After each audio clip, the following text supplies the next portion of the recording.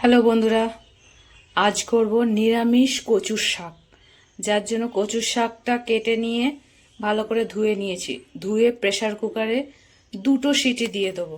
Pressure কুকারে কচু শাকটা দিয়েছি। এবার অল্প করে জল দেব, দিয়ে প্রেসার কুকারের ঢাকা বন্ধ করে 2টো সিটি দিলেই হয়ে যাবে। তোমরা কড়াতেও সেদ্ধ করে নিতে পারো, আমি তাড়াতাড়ির জন্য প্রেসার কুকারে দিলাম। কচু শাক সেদ্ধ করে জলটা ঝরিয়ে নিয়েছি। কচু শাকটা সেদ্ধ করে জলটা ঝরিয়ে নিলে গলা চুলকোনোর ভয়টা থাকে না। কড়াইতে তেল দিয়ে দিলাম, একটা শুকনো লঙ্কা ফোড়ন দিয়ে দিলাম, আর কালো জিরে দিলাম।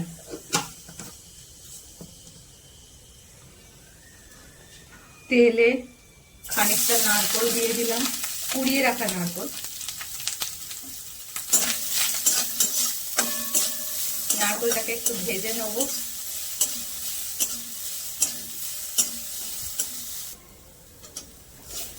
নারকেল ভাজা হয়ে গেছে, খুব বেশি লাল করব না, হালকা ভাবে ভাজবো। এবার সেদ্ধ করে জল ঝরিয়ে রাখা কচু শাকটা দিয়ে দেবো।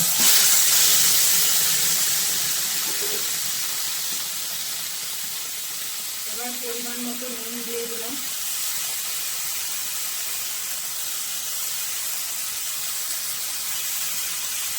মিষ্টির জন্য দিয়ে দিলাম গুড়।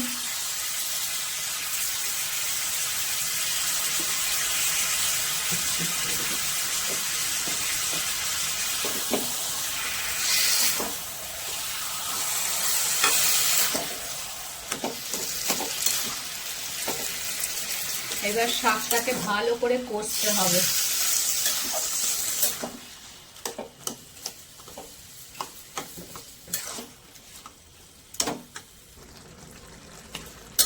সেদ্ধ করে জল ফেলে দেওয়ার পরেও এত জল বেরিয়েছে, এই জলটা পুরোপুরি শুকোবে।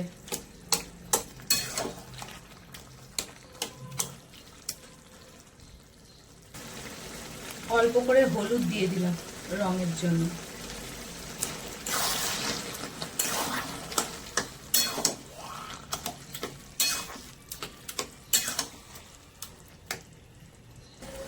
এবার দিয়ে দেবো সেদ্ধ করে রাখা ছোলা, দিয়ে দেবো কাঁচা লঙ্কা,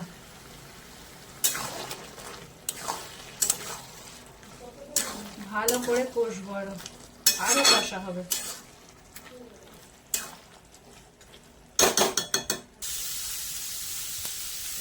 কচু শাক থেকে জল পুরো শুকিয়ে গেছে।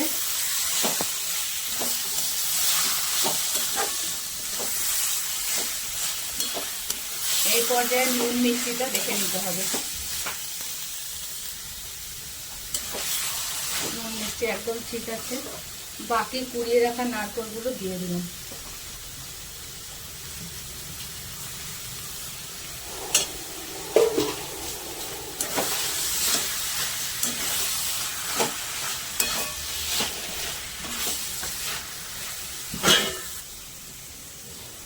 কচু শাক হয়ে গেছে,